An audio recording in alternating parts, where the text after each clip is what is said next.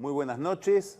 Otra edición de Odisea Argentina. Acaba de hablar la presidenta y se refirió nuevamente al desacato. Así y es. hoy apareció una nota tuya, Nico, en La Nación, donde no te veo tan dramático con esta novedad.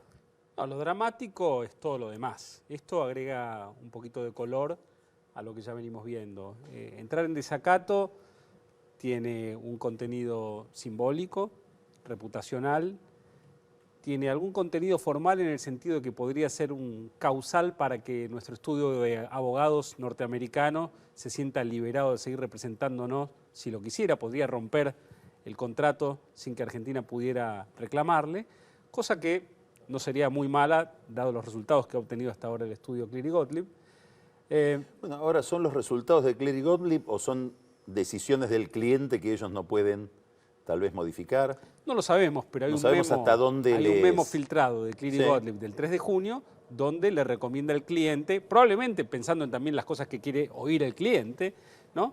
Pero donde planteaban como una alternativa fuerte que la Argentina entre en default cuando todavía todo el mundo estaba pensando que el gobierno estaba en medio de una negociación que iba a culminar exitosamente. Entonces, con este episodio la Argentina se suma a un podio en el cual hubo otros dos estados soberanos, Rusia y Congo, por motivos diferentes, que como consecuencia puede tener una multa diaria que es ¿Qué significativamente... consecuencias puede tener para las empresas americanas que operan en el país? Yo creo que es reputacional también. Es decir, mientras esas empresas no sientan que están colaborando directamente con la Argentina en la evasión de la sentencia dictada por la justicia de Nueva York, no creo que deberían tener un problema, aunque sí pueden verse menos tentadas de venir a un país que está cada vez más con una retórica muy, muy elevada con los Estados Unidos, ¿no? Entonces, creo que pasa un poquito por ahí. Desde el gobierno va a haber una escalada retórica, más allá de que el discurso de la Presidenta hoy fue me quieren provocar, no voy a entrar en eso, montando todo un discurso para decir me quieren provocar, no fue casual. Sí, pidió salir por televisión para decir que no la quieren. Exactamente. Que no va a aceptar la provocación. Y para decir que no fue casual la decisión de la justicia americana, que fue coordinada seguramente con Obama, ¿no? A esta altura. Entonces, en ese sentido, la retórica va a ir creciendo y vuelve más improbable o, digamos, hay que poner con un poquito, evaluar un poquitito más barato el hecho de un probable arreglo más adelante. Sobre todo, además, teniendo en cuenta que si el motivo que iba a llevar al gobierno a un arreglo era el deterioro de la macroeconomía, y esa macroeconomía deteriorada ya está con nosotros y no vemos que el gobierno ya esté girando el discurso, bueno, uno empieza a cuestionarse para dónde va a ir el gobierno en los próximos meses, en este sentido. A ver, yo creo que la presidenta lo volvió a decir hoy, yo creo que es absolutamente genuino lo que dice. Ella cree que hay, partiendo de una creencia muy, muy fuerte de este gobierno y de este grupo político, que todo es política, que hay una decisión de los Estados Unidos de sabotear a la Argentina y de sabotearla en lo que tiene de más peculiar este modelo económico, según el gobierno, que es la decisión de no endeudarse en el sistema financiero. Es decir, que el objetivo de todas estas medidas, ya para Cristina, no sería que la Argentina le pague a los holdouts, sino le pague o no a los holdouts, el verdadero objetivo político es desbaratar el canje, que es, según ella, lo que le permitió a la Argentina una autonomía capaz de que el país no se someta a los dictados del sistema financiero internacional. O sea, hay una disputa política con otro país. Esto yo no creo que se modifique y, bueno, lo estamos viendo además en una escalada ya de carácter internacional. Ella habló del terrorismo, de la política respecto del terrorismo de los Estados Unidos en Naciones Unidas, y es una especie de regreso a las fuentes que tampoco nos debe sorprender, porque ella pertenece a un movimiento político que llegó al poder con la consigna Braden o Perón, digamos. Llegó al poder con la consigna de una polarización con los Estados Unidos. Ahora, con independencia de esto, que coincido, no se va a modificar, es cierto, la macroeconomía está deteriorada, eso parece no disparar tampoco otra actitud. Lo que no sabemos es hasta dónde esa noticia le llega a la base electoral del gobierno. Este es el tema. Digamos, yo no creo que el gobierno revise su estrategia porque hay indicadores económicos negativos. Yo creo que lo que podría llevar al gobierno a revisar su estrategia es también algo político. Y es que esta estrategia económica lo lleve a perder votos. O, más específicamente, ni siquiera es perder votos, sino que desfigure la imagen de un gobierno que quiere pasar a la historia como un gobierno de la distribución social, de la distribución del ingreso. ¿Qué duda te cabe que el tamaño que está tomando la recesión en la Argentina no está generando alguna erosión en la base electoral del gobierno? Es decir, A mí no me cabe duda, me parece que el que tiene la duda es el gobierno. bueno, está bien. Digamos, me parece que el gobierno todavía necesita ver para creer. Bueno, necesita ver para creer, pero esta es la primera recesión de la historia contemporánea de la Argentina liderada por el consumo. Cuando el gobierno devalúa, sube las tasas de interés para cuidar las reservas, lo que hizo fue deprimir el consumo en Que era pos de su el objetivo. vector. Exactamente. Entonces, este año están cayendo los salarios reales, el empleo hasta hace poquito levemente, no sabemos para adelante, y el crédito al sector privado. El crédito al sector privado está cayendo, ajustado por inflación, 20% en el año. Bueno, caen ventas en supermercados, recaudación de IVA, digamos, todos los indicadores que tienen que ver pero con esa es este la problema. consecuencia. La causa es la caída en el salario real, en el empleo y en el crédito. Sí. Luego, sin Sí, todas sí, las sí, fuentes correcto, de ingreso sí. para las familias, eso se refleja en caídas de supermercados, shoppings muy fuertes que se están viendo. Entonces, es muy difícil que el gobierno no lo registre. O sea, tu planteo es, no es que Estados Unidos intenta desbaratar el núcleo de este modelo económico en una afectación del problema de la deuda y sobre todo de las reestructuraciones, sino que el gobierno es el que quiere, sin darse cuenta, está dañando el núcleo de este modelo económico, que es el consumo, dándose como estrategia para conseguir dólares no el endeudamiento, sino la recesión. Bueno, es que es la única manera de conseguir dólares en un contexto de total ausencia de dólares financieros. Hay que generar dólares comerciales que se consiguen con una recesión que baje las importaciones, con una devaluación que achique la brecha y suba las exportaciones. No hay otra, probablemente el gobierno no lo sepa, pero no hay otra. Entonces, en ese camino navega el gobierno con alguna confusión conceptual, tal vez con datos que le falten, y en una recesión que se va profundizando. ¿El gasto público nos sirve para modificar todo este escenario, para neutralizar la recesión, si gastáramos más? Por esta confianza, digo, que tenemos en el Estado, ¿no? Bueno, la Argentina va a terminar el año con un crecimiento del gasto público del 44% nominal, 4% real, porque la inflación es del 40%. Ese gasto público financiado por entero con emisión monetaria, lo que está haciendo es generar una presión sobre el dólar blue, dado que las tasas de interés en pesos, para todos esos pesos que se emiten, son la mitad de la tasa de inflación y un tercio de la devaluación esperada.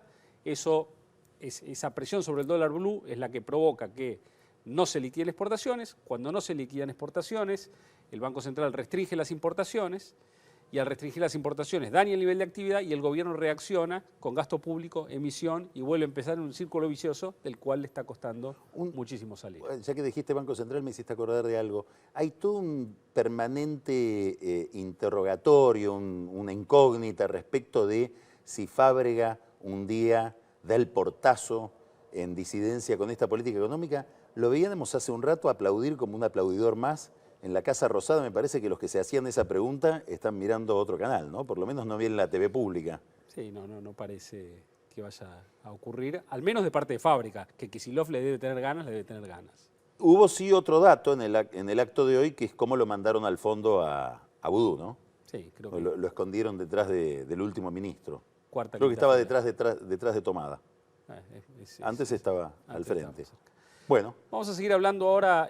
Hoy tenemos un programa muy interesante con varios temas. Vamos a arrancar con un diputado nacional por la provincia de Mendoza, del cual vamos a hablar de la ley de hidrocarburos. Vamos a hablar el diputado Baquier. el diputado Baquier, de qué está pasando con las economías regionales.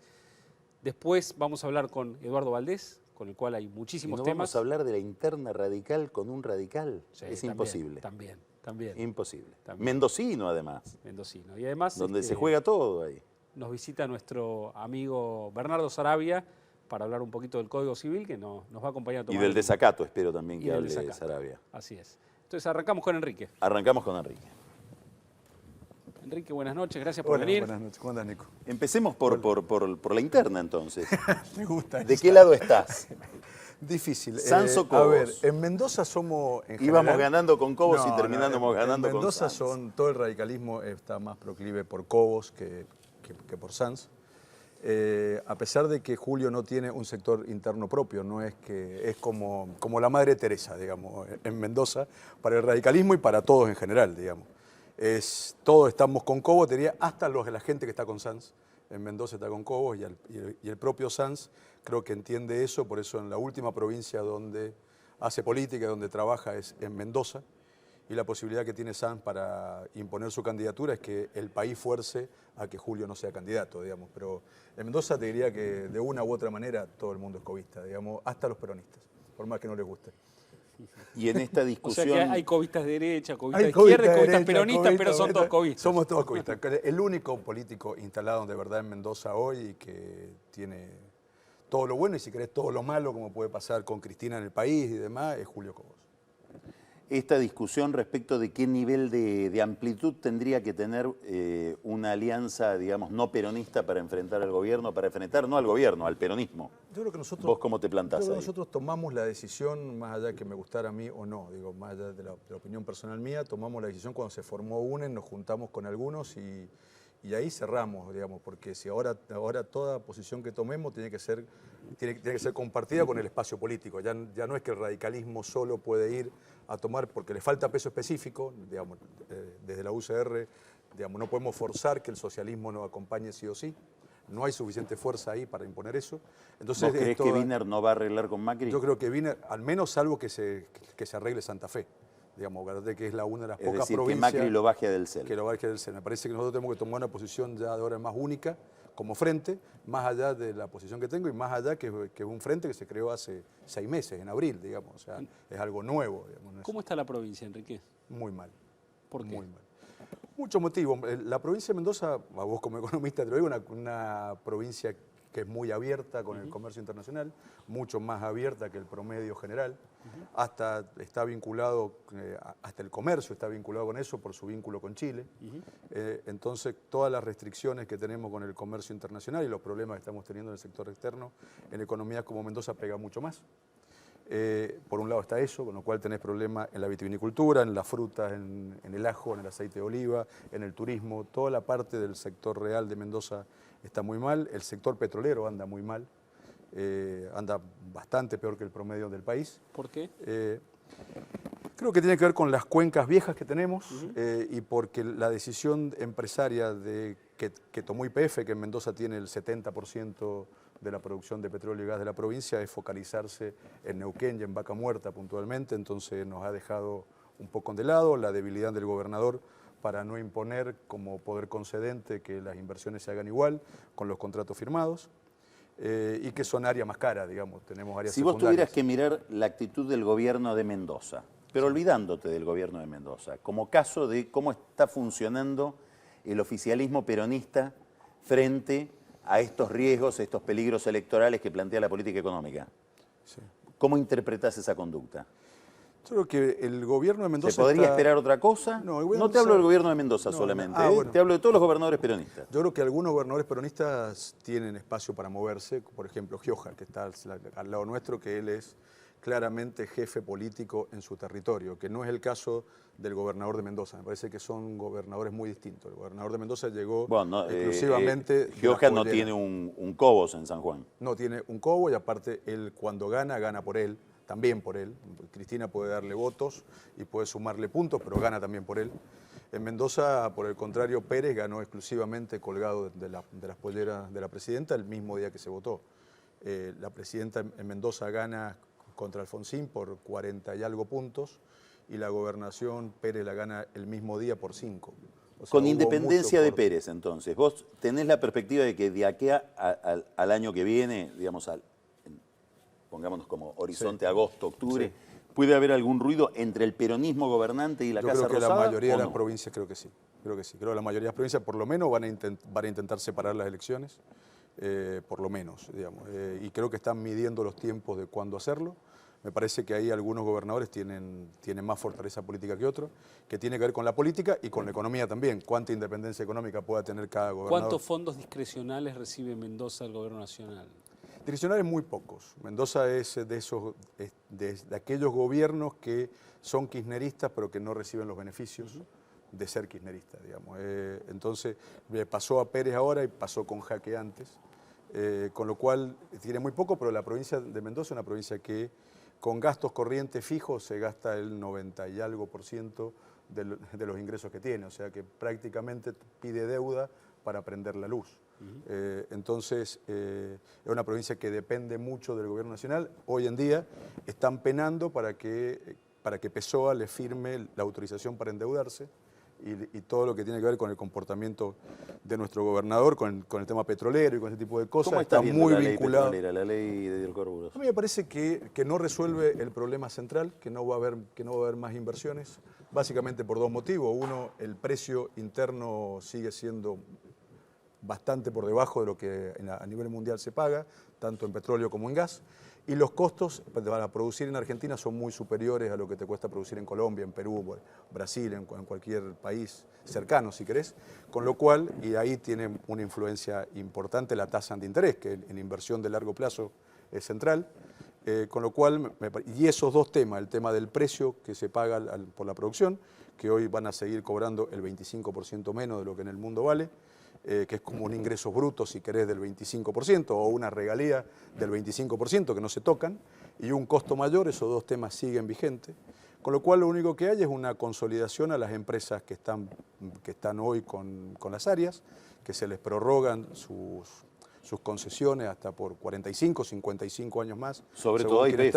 A YPF y a todas. Sí, pero digo, sobre todo a YPF, que es la que hizo la ley. Que es la que hizo la ley, pero vos fíjate que están calladas todas las empresas, digamos, están todas en el mismo punto. Las concesiones son para todos, no es solamente para YPF. Y una pérdida y una transferencia de recursos provinciales que no son significativos para el negocio, sí para cada provincia, de las provincias en pérdida de lo que cobran hoy en algunos contratos renegociados por regalías y lo que cobran por impuestos a los ingresos brutos, una transferencia de las provincias a las empresas petroleras. En el caso mendocino, fundamentalmente a YPF, para otras provincias también es a otras empresas privadas. Pero a mí lo que me parece central, más allá de la discusión que a lo mejor en un país más estable, más serio, sería más significativo del país federal, o sí o no, me parece que el tema central es que con esta ley el problema central que tiene que ver con la inversión en Argentina, en un área central, me parece que no soluciona el problema, porque no fuiste a las cosas más significativas, que tiene que ver, que vos le cambies, que en el caso Mendoza, que las empresas petroleras pagan el 4,5% de los impuestos a los ingresos brutos, que le fijes 3% de impuestos a los ingresos brutos. Le estás cambiando el costo o los ingresos a las empresas en $1 por barril, más o menos.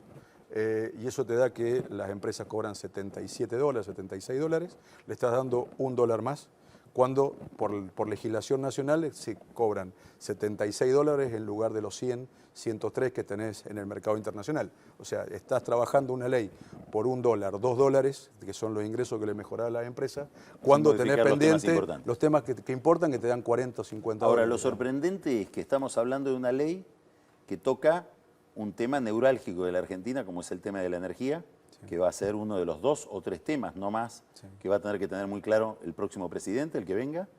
Está condicionando la política petrolera del próximo gobierno de manera muy, muy llamativa, porque consolida un esquema de un statu quo respecto de quiénes son los inversores.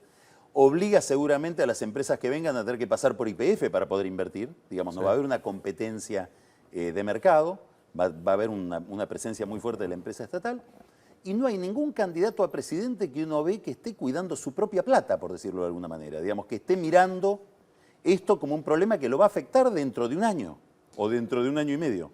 En el caso mendocino voy a hablar de algo que le conozco. Julio está preocupado, Cobo está preocupado, Sanz calculo que también. Nosotros tuvimos una reunión, ¿por qué digo esto? Porque nosotros tuvimos en Mendoza, en el Comité Radical, una reunión donde fuimos todos. Faltó Ernesto porque estaba preparando su acto que tiene el día viernes acá. No te veo yendo a ese acto, por lo que veo, ¿no? No me invitó.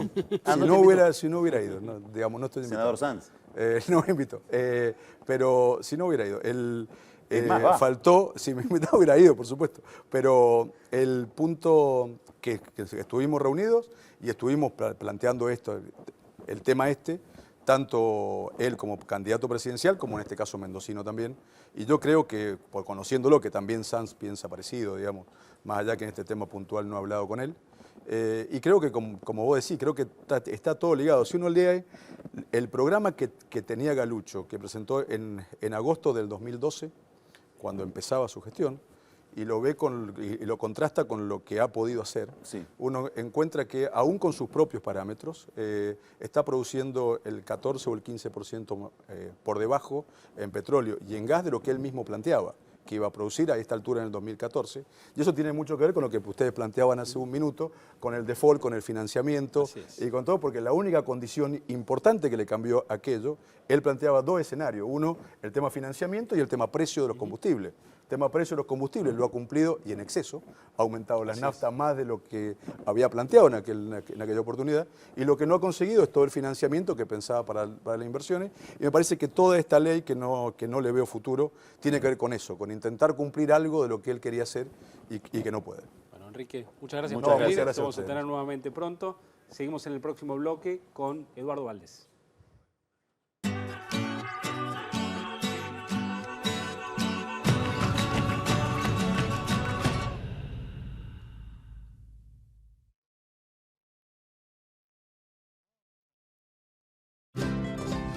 La red En Todo Estás Vos fue creada para transformar eso que te quita el sueño en cosas que te hagan soñar. Entrá a buenosaires.gov.ar/red En Todo Estás Vos. Buenos Aires Ciudad. En Todo Estás Vos. Moscardelli, ¿cómo se llamaba su hijo? Lucas. ¿Se porta bien? Es un tesoro el pibe. Además, cuando le digo que lo voy a levantar en peso, se pone contento. Salió bien. Moscardelli, ¿para qué ganar uno si puede ganar 4? ¿No le parece? Por solo 6 pesos, jugás Quiniela Plus y Super Plus. Y además, Plus 9 te da la chance de ganar hasta 4 millones. Lotería de la provincia. Buenos Aires activa como nunca. Gobernación Daniel Scioli. ¿Están contentos con el hermanito nuevo?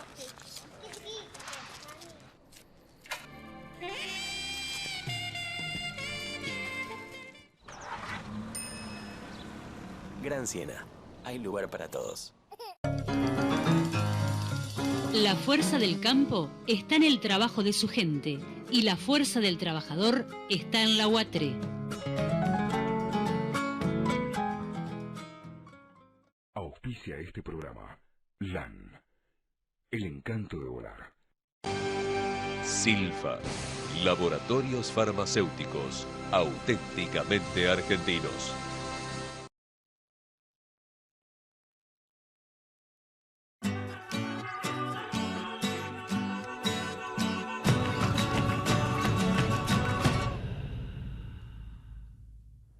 Estamos con Eduardo Valdés, que se ha convertido en una especie de... ¿Qué sos? ¿Una especie de nuncio? ¿Qué serías? ¿Eh? Nuncio sin cartera. No. Pero he sabido, bueno, estuviste acá la vez pasada, nos contaste algo. Para contantes, para la gente que no sabe, Eduardo Valdés trajo la carta. Es el que trajo la carta de invitación manuscrita del Papa a Cristina y es el que organizó el almuerzo entre Cristina y el Papa. No. Yo simplemente fui un cartero para. Y voy a decir algo más, que no sé si lo sabes. Cuando toda la comitiva argentina estaba en la planta baja de Santa Marta esperando la visita, la llegada del Papa desde sus aposentos, el Papa bajó, no sé si estás al tanto, del brazo de Eduardo Valdés. Lo cual le generó más de un enemigo en esa... No fue así, no bajó. O sea, él me llamó cuando estaba la comitiva ahí que quería hablar unos minutos conmigo antes de que llegara la presidenta, eso sí. Le habrá generado alguna curiosidad a la presidenta, supongo eso.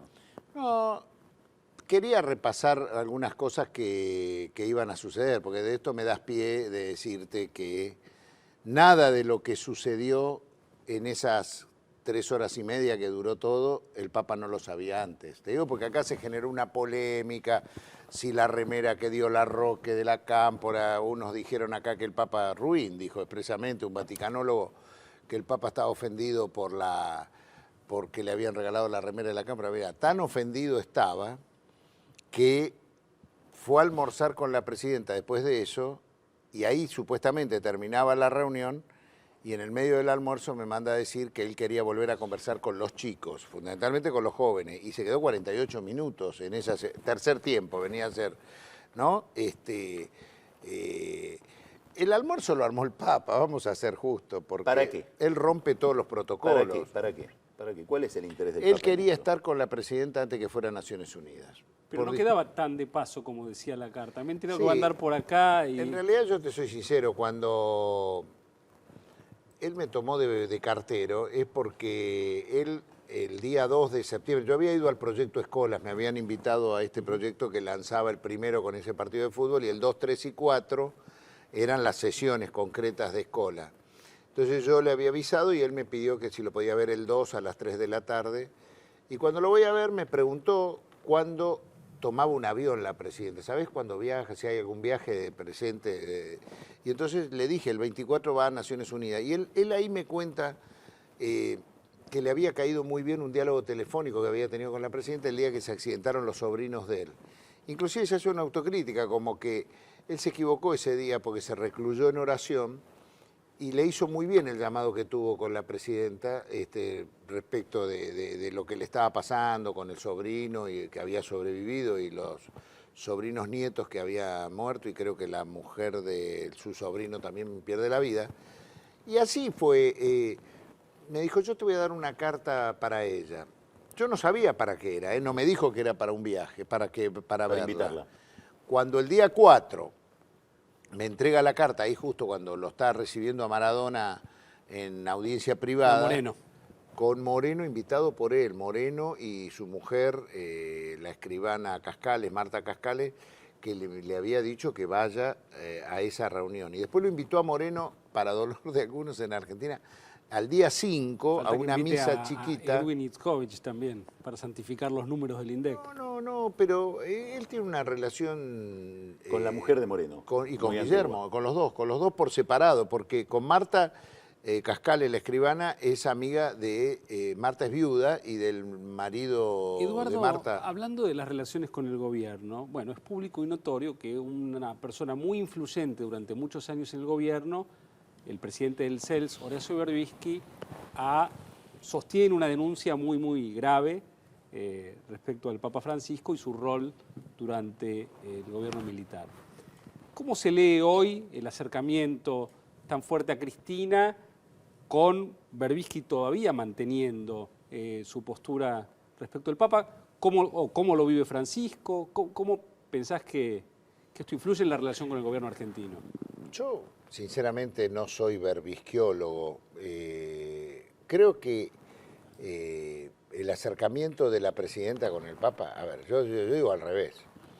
¿Qué hubiera pasado en este país si la presidenta no tendría la relación que tiene hoy con el Papa y si tenía una relación confrontativa con el Papa? Y la popularidad Todos le hubiera sido estarían, más baja. pero todos le estarían diciendo a la presidenta que ahí tiene lo sectaria que es, que no tiene diálogo ni con el Papa. Ahora, la presidenta resuelve una situación institucional que es tener una relación institucional con el Papa y una relación personal con el Papa argentino.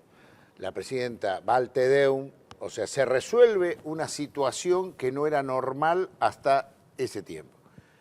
Y creo que el Papa valora toda esta situación y creo que hay una amiga en común de los dos que es Alicia Oliveira, que es la que cortó puentes. También miembro del CELS. Fundadora del CELS, fundadora con Emilio Fermín Miñone Claro, pero y Augusto Alicia Conte Oliveira, Maldonado. justamente por lo que dicen... Y abogada de Berbisky en los años 90, cuando Menem lo denuncia por calumnias e injurias en el libro Roba para la Corona, creo. Pero Del cual con una postura del cual contraria... hizo un solo tomo, ¿no?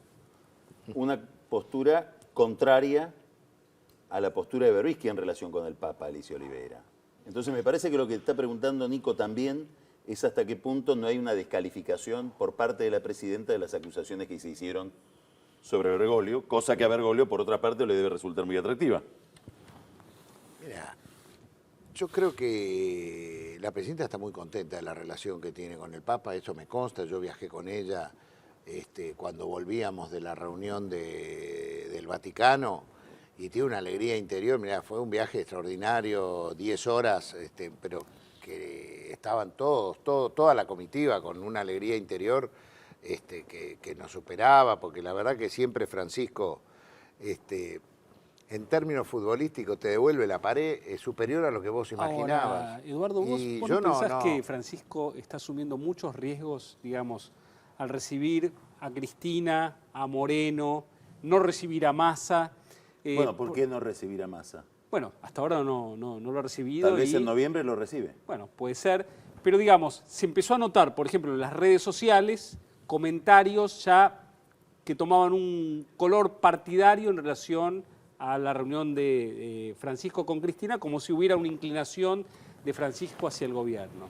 Es decir, Francisco no recibe a Hollande 2 veces en 3 meses, ni a, digamos, a presidentes de otros países tan seguido, ¿no? Porque Hollande seguramente no practica la política de paz que practica la presidenta argentina. Digamos que, a ver, vos lo podés mirar por el lado interno de la Argentina. Yo te digo que creo que de las 3 horas que estuvieron almorzando, 2 horas se llevó la situación política internacional. Y él tiene el orgullo que en América Latina no hay una sola guerra, que los problemas que tiene Europa de profundo desempleo joven, con las burbujas financieras que estallan, no lo tiene América Latina, y él trata de que no le pase a Argentina. Acordémonos que el día que sale el fallo de la Corte Suprema de Estados Unidos, Francisco dice una frase terrible, dijo: eso era que es inconcebible, es la palabra que usa, que los mercados financieros no sojuzguen a los pueblos.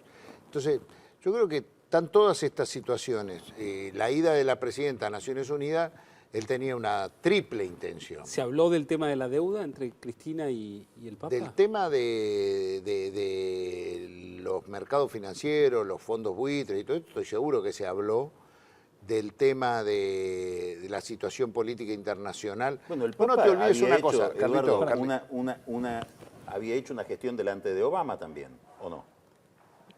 Sí, seguramente cuando el 28 de abril se juntó con Obama, él habrá hablado con Obama de su país. Acordémonos que el 18, 10 días antes, él la invita a Cristina a otro almuerzo y le pide que le lleve el pasaporte argentino y el documento de identidad argentino. O sea, yo creo que... Pero en términos de la deuda, me gustaría saber si tenés una idea de qué tipo de consejo o qué tipo de conversación puede haber tenido el Papa con Cristina. No, la presidenta a mí no me contó qué es lo que habló en esas 2 horas, 3 horas respecto de la deuda en sí, pero si vos tenés que el Papa ha fijado su posición con el Evangelium Gaudium, que es la alegría del Evangelio, donde es la crítica más fuerte que ha habido al capitalismo financiero, y todo lo que él ha venido diciendo después, está claro que él quiso estar cerca de esta presidenta después de la votación de 124 a 11 que Argentina había tenido en Naciones Unidas. Y antes de que ella hable del tema en Naciones Unidas. No, y no solo eso, sino que le pidió a José María del Corral, que a quien le manifestó que lo quiere como un hijo,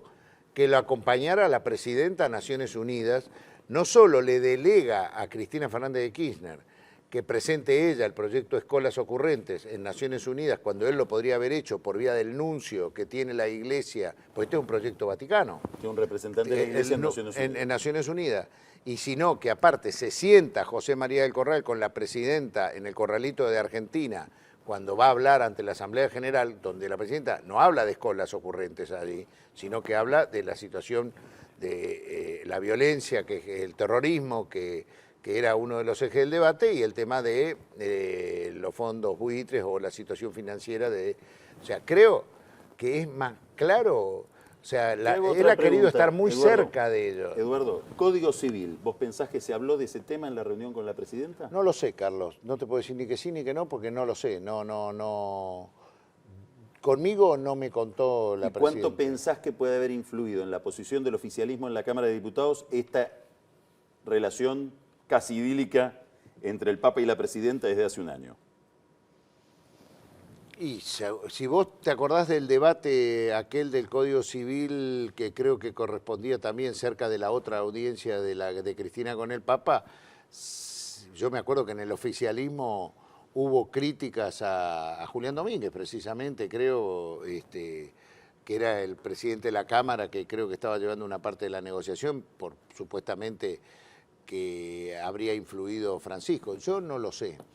Con vos creo que alguna vez lo conversamos, creíamos que había un interlocutor de parte de la Iglesia, ese interlocutor resultó Tucho no Fernández. ser. Tucho Fernández no tenía nada que ver con esa El rector de la interlocución. Universidad Católica. Yo creo que también hay mucho de Lorenzetti, ¿viste? Que tira cosas, o sea, se siente el padre de la reforma, el padre de la criatura. Y no le gusta competir con el Papa. No. Y cuando le tocan algo de su reforma, es más lindo decir que fue la influencia de la Iglesia que por ahí alguna modificación. ¿Dijiste Domínguez va a ser el próximo jefe de gabinete? La verdad que no lo sé. Yo trabajo con Julián Domínguez para que ojalá sea candidato a presidente del Frente para la Victoria. Pero la verdad que si hay cambio de jefatura de gabinete y quién será, yo creo que una decisión absolutamente de la presidenta, y cuanto más decimos que hay cambio, creo que más se posterga. Más se posterga. O sea que las versiones las larga Capitanich. El hermano de Capitanich dicen que fue. El hermano de Capitanich tiene muchos motivos para quedarse. Algunos los comentó Barrio Nuevo en este programa. No lo sé, ya me metí en un lío que no. Te acabás de meter en un lío. Versiones que vienen desde el Café Victoria. Uno más. Café Victoria ahí frente al Cabildo. Ahí parece que hubo algunas conversaciones con un importador de televisores bastante cabrosas. Mira, yo tengo el mejor de los conceptos de Jorge Capitanich. Estamos hablando del hermano, así que no te preocupes. No, pero quiero decir que he compartido reuniones en la Secretaría de Estado de Estados Unidos donde le vi decir cosas que no se la vi decir. Palabras, No. Precisamente estábamos con la máximo responsable del tema drogas y Capitanich, cuando empezaron a hablar de la triple frontera, estaba Federico Pinedo, no es que estábamos solos, estaba Federico Pinedo, había otra gente, y Capitanich les hizo una reflexión que el tipo quedó ahí. ¿Por qué, teniendo la DEA, la CIA, el FBI, todas esas fuerzas de seguridad que tienen, no pueden parar la droga de México hacia Chicago y de Chicago a la distribución en Estados Unidos, siendo que es el gran mercado que se vende la droga en América Latina? Si ellos paran eso, se cae lo otro. Y se quedaron sin palabras ante esa pregunta. Yo no me lo olvido eso de Jorge Capitanich. Eduardo, muchas gracias por venir, como siempre. Gracias, Eduardo. En el próximo bloque, Él se salvó. Yo venía con unas cosas de su abuelo. ¿Del abuelo de Nico? Después hablamos. La próxima hablamos del abuelo. Me había preparado, él me chicaneó la última vez.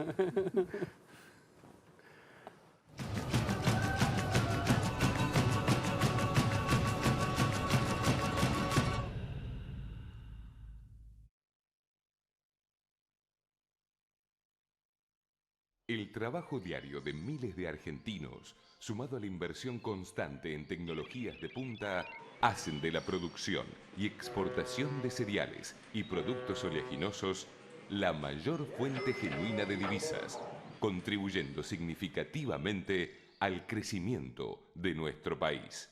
Crecer es brindar oportunidades. Crecer es motivar el desarrollo de la gente. Crecer es promover la cultura y el deporte. Queremos seguir creciendo junto a vos. Banco Ciudad. Te quiere ver crecer. 0822-20400. bancociudad.com.ar.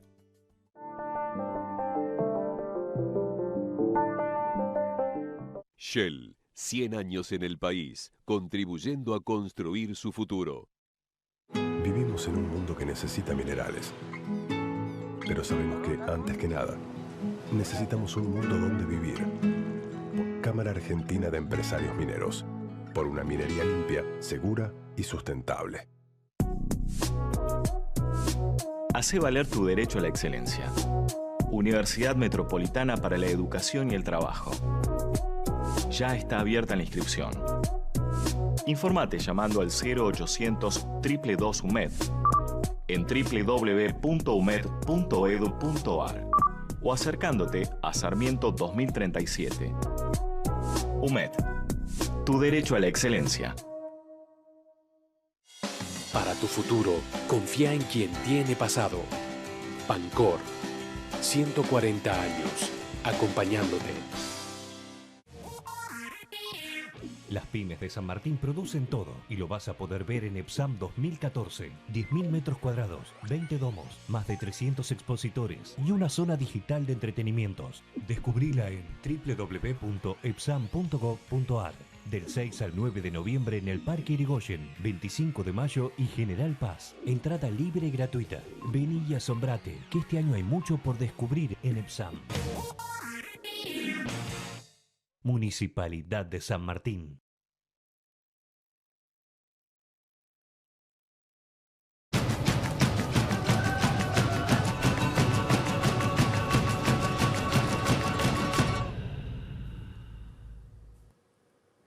Y vamos al top 5 de los tweets de la semana.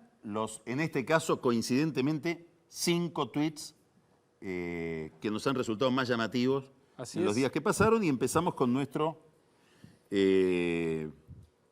no podría decir santo patrono, porque sería como una especie de, venimos de hablar de Bergoglio, Franco Macri. En China, con mi joven amigo, el chef, que ya lo conocemos de otros tweets. Así es. Nos vamos amigando también con él. Pero en este está más cariñoso. Y más cariñoso porque está con mi gran colaboradora Nuria Quintela. Que aparentemente antes era más que colaboradora. Si Nuria Quintela es colaboradora y el chef es colaborador también, empezamos ya con Se historias pone más divertido. más divertidas. Bueno. Acá lo tenemos, a don Franco. Lucas Carrasco, que nos dice, soy medio fachista, no me gusta trabajar, de pedo terminé la secundaria, gasto mucho y ustedes me preguntan por qué estuve en la cámpora. Bueno, medio crudo. Coronel Gonorrea, para mí Axel lo tiene que terminar de chocar así al menos nos pagan daño total. Muy bueno. Que es el modelo. El modelo.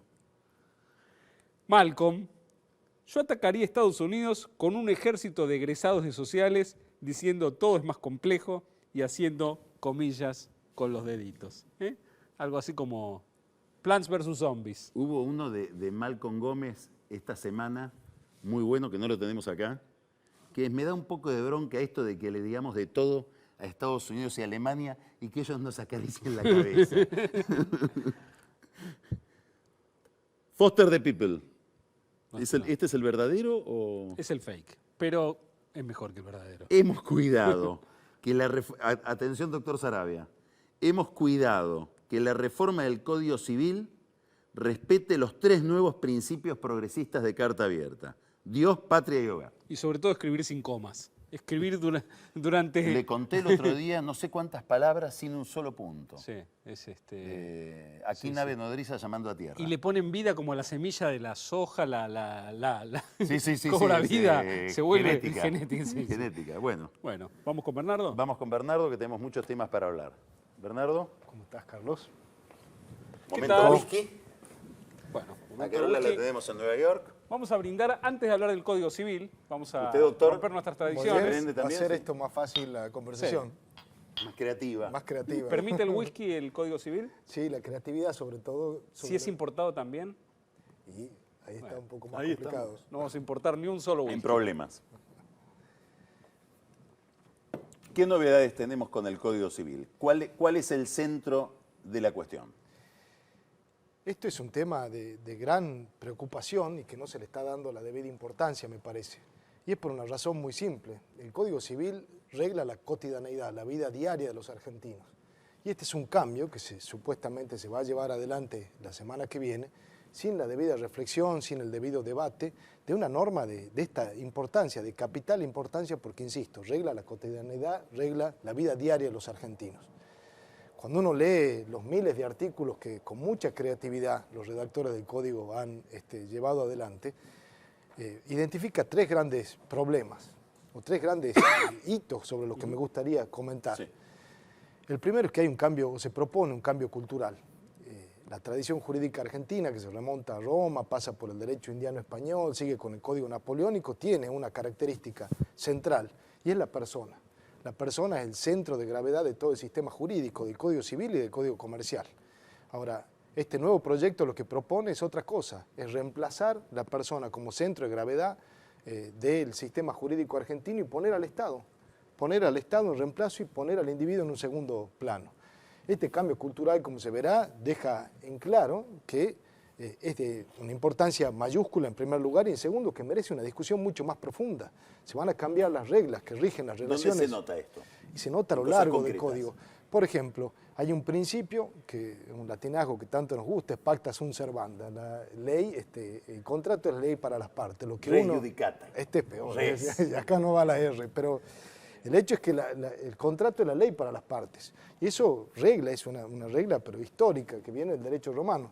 Acá se la cambia. En este caso el juez se invierte el principio, el juez puede intervenir en la relación de un contrato, entre la relación establecida entre las partes, sin mayores argumentos, sin mayores excusas. Es decir, ¿podemos repetir la frase en latín, por favor? Pacta sunt servanda. Ahora no importa la persona, sino lo que importa es la banda. Algo así. Claro. Este es el primer cambio que es cultural, es filosófico Bueno, y de no gran... te tendría que sorprender porque es lo que le piden a Griesa que haga, digamos. Exactamente. Que interprete el contrato de una manera distinta de cómo estaba Es que redactado. hay una relación muy directa en esto, no es que es muy extraño lo que está pasando, son vectores que se cruzan y se relacionan íntimamente. El segundo aspecto es que... Esto es muy interesante lo que acabas de decir. Si vos tenés en alguna medida la idea de que este código, que se supone que va a durar, uno aspiraría que dure, no sé, 30, 40 años, 20 años, está muy hecho al amparo de discusiones muy ocasionales que hay hoy en la Argentina. O sea, por ejemplo, el tema Griesa puede influir sobre cómo el código imagina la función de los jueces. Yo no quiero caer en un lugar común y hablar de la Argentina pendular, que va de un extremo al otro, pero sí tengo... Hablo del cortoplacismo, Sí, no, de yo pensar tengo- problemas de largo plazo a la luz de experiencias. Iba a la reflexión, digo, tengo la certeza de que es así. Yo creo que hay una certeza, un convencimiento, sobre todo del gobierno de turno, de que es así como debe arreglarse la relación de la sociedad. Y algo tan importante como esto no puede reducirse a una discusión tan rápida, tan expedita y sobre todo no se limita al Congreso. Acá hay que poner la academia de por medio, hay que llamar mucha gente para que discuta. Son Pero tan no se vastos supone los que lo temas. pusieron cuando la comisión donde entraban Kemelmacher, Zaffaroni, el mismo Lorenzetti. Fue una discusión muy limitada, a mi gusto. Cuando uno lee el código ve que responde más bien a las veleidades legislativas de unos pocos, a los arrebatos fundacionales de unos pocos, y no ha merecido la profundidad, la discusión que un cambio tan dramático, tan drástico y tan capital como introducir un nuevo código en nuestro país merece. ¿La influencia de la iglesia de la que tanto se habla, vos la detectaste o te parece que es secundaria? Se limita a algunas cuestiones que tienen que ver con la persona y en particular con la vida. Ahora, en el resto de las cuestiones, como es, por ejemplo... Derecho reproductivo. Exactamente. Pero no en cuestiones de familia, de matrimonio, etc. Es más limitado. Hay una segunda cuestión sobre la Sí. que me gustaría reflexionar y tiene que ver con el argumento central de todos los reformistas, que es hay que adaptar al código a los tiempos. Ahora, acá se pierde una oportunidad grandísima, porque se está dejando de lado cuestiones tan importantes como, por ejemplo, se sigue hablando en este proyecto del papel. El papel sigue siendo el eje central de los contratos, cuando los medios electrónicos ya hace mucho lo han Bueno, reemplazado. eso es la continuación de la ley de medios que menciona Internet creo que una sola vez. En Por no sé suerte, cuántos artículos. por suerte. Por suerte, sí. Por suerte. Bueno, en este caso, si uno está proponiendo un código... No des ideas. No. Si uno está proponiendo un código para los próximos 20 años, para los próximos 30 años, debería reflejar esto. Esto es modernidad. Esto es reflejar o proponer los códigos proyectados hacia el futuro. Acá lo que se está haciendo es cambiar, maquillar algunas cuestiones que son muy criticables en algún punto y no proyectar estos códigos hacia adelante. Y decías que había un tercer Hay una punto. tercera cuestión que tiene que ver con la creatividad que hablaba Nicolás al principio. Hay un filósofo inglés que se llama Austin, que habla de crear derecho con palabras. Y hay una manía, sobre todo de algunos miembros de la Corte, de inventar términos, de inventar alocuciones.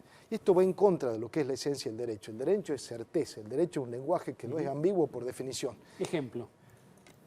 Dolo incidental se habla.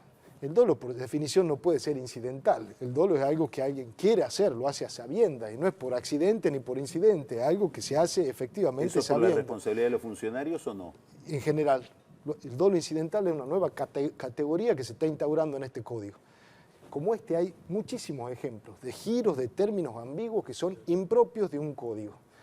Estas tres reflexiones en las que uno lo lleva... ¿Te preocupa el artículo sobre la capacidad de pagar en moneda local, la obligación Claro de que moneda sí. extranjera? Hay una contradicción muy grande. Ahí ya entramos, si querés, en lo que es derecho financiero puro, pero rompe el principio de identidad que se llama. Yo me obligo a pagar en dólares, tengo que pagar en esa moneda. Acá me obligo a pagar en dólares, puedo pagar en pesos.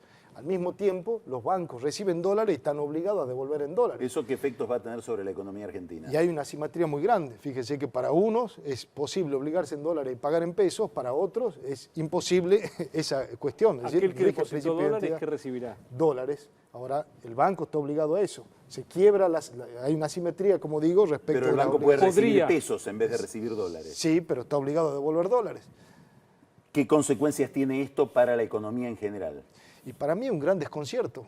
Tiene que haber una unificación en las obligaciones. No se puede hacer ese tipo de distinción, desde ya que viola el principio de igualdad más elemental. Pero, yendo al punto, produce una gran incertidumbre, que es justamente lo que tienen que evitar un Quiero código de hacerte este una tipo. última pregunta que no tiene que ver con este tema, que tiene que ver con lo que hablábamos con Nico al comienzo respecto del desacato, ¿Qué significa el desacato en términos prácticos para la economía argentina? Es simbólico, coincido con Nicolás, el corolario de un proceso que evidentemente, una estrategia equivocada, del estudio jurídico en un principio a lo largo de los años, del gobierno hacia el final, pero yo creo que va a tener efectos prácticos que vamos a empezar a ver. Por ejemplo. Empresas americanas que no solamente tienen límites en sus estatutos para invertir en la Entonces, Argentina tan en estas simbólico no condiciones. es. Exacto, pero avanza hacia esto. ¿Puede avanzar sobre funcionarios argentinos en términos, por ejemplo, de sus propios patrimonios si estuvieran en los Estados Unidos o no? ¿O eso ya Yo es... creo que sí. Sí. Yo creo que va a ir a la responsabilidad personal de los funcionarios. De hecho, uno escuchaba el discurso de la Presidenta y ya lo dejen claro.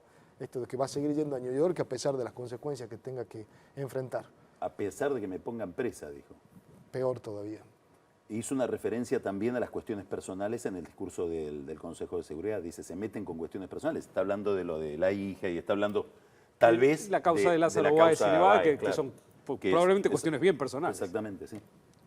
Quiere decir que este desacato no solamente toca el tema holdouts, sino que puede tener reverberación, digamos, o puede proyectarse sobre empresas americanas. Ahora, no puede tener incidencia sobre la posibilidad de celebrar contratos en la justicia de los Estados Unidos, digamos, en esa jurisdicción. Y seguramente van a mirar con mucho más cuidado. Estando en una situación de desacato, esto se amplía o se extiende como un manto ya ni siquiera de sospecha, como un manto de gravedad al resto. Te saco un minuto del desacato, Bernardo. Sí. La Argentina acaba de dar un paso muy importante para el gobierno hoy, que es empezar a pagar a través de Nación Fideicomisos, digamos, claramente un trustee designado por fuera de las condiciones que fija el prospecto del canje. ¿Cómo va a ser la Argentina para volver, en el momento que quiera volver, a tener un trustee de acuerdo a las condiciones del canje, si quiere llegar a un acuerdo con algunos y otros no lo toman, se va a volver embargable? ¿Cómo empieza a resolver esos problemas? Haber hecho todo esto en contra de la letra del contrato es grave, sobre todo por lo que vos estás planteando hacia futuro. Para mí, Nación Fideicomiso no puede ser bajo el contrato el trustee, como bien lo estás diciendo. El Bank of New York sigue siendo y por lo tanto tiene que seguir actuando como tal y resguardarse para evitar futuras responsabilidades. Y acomodar esta situación a futuro va a ser realmente más compleja, mucho más compleja de lo que parece. En un día le cerraron las cuentas al banco, sin derecho de defensa. Al Bank of New York. Sí. En las cuentas del Banco Central. Desarmar esto va a ser de una complejidad realmente muy grande y a medida que pasa el tiempo se hace todavía más complejo. Bueno, vamos a pasar a elegir a nuestro enemigo de la semana. Entonces... Ahí la tenemos. La combinatoria que nos va a dar hoy. ¿Vos entendés cómo es esto, Bernardo, o estuviste tanto tiempo fuera del país que no te enteraste? Esto nos lo manda Zanini todas las semanas, nos lo presta por 1 hora. Es más, lo tenemos que devolver ahora, no sé si no estamos llegando tarde. Es el generador automático de enemigos que usa el gobierno semana a semana para darse una estrategia. Sale por bolillero y vamos a alargar ahora la primer bolilla. Ahora para el otro lado, dale. Ahí tenemos a la primera bolilla, que es... Cámara 3. Ahí estamos, ¿no? ¿Número? Número 6. Es decir, en la primera columna del número 6 son facciones. Ya sabemos que el enemigo de la semana es una facción. Ahí salió otro. Dala por... La damos por buena. La damos por buena. 1. Facciones oligopólicas. Bueno, sí. Epa, estas son bravas, ¿eh? Hay que ser valiente para ir contra esta. Y a ver, ¿qué nos da? 4. Facciones oligopólicas destituyentes. Bueno, es un enemigo de acá a la China. Es un oxímoron, diría Franco Macri. Por supuesto, es redundante. Cualquier cosa que esté contra nosotros es destituyente, por otra parte. Así es. Bueno, hoy no tenemos a Carola, está de paseo por Me mandó un mensaje desde Washington diciendo que venía con los puños llenos de verdades, como decía Sarmiento, para cuando vuelva tiene mucha... Parece que anduvo por la embajada argentina en Washington, ahí chusmeando algunas cosas, que ya nos va a contar. Basta que no haya andado por la embajada de Washington en la Argentina, que la deben estar mirando se va muy... a quedar estamos monitoreando. Se va a quedar dijo encerrada Cristina. ahí como Assange, no la van a dejar salir. Sí, no, O sea, no sale más. Cualquier día no sale más. van con ladrillos, le tapan la puerta y Kevin Sullivan se queda guardado adentro. Exactamente, tapiada. Bueno, vamos a brindar de vuelta. Bien. Nos vamos a ir escuchando a Carola, en honor a Carola que está de viaje. Salud. Brindis, buena semana para todos. Muy buena semana.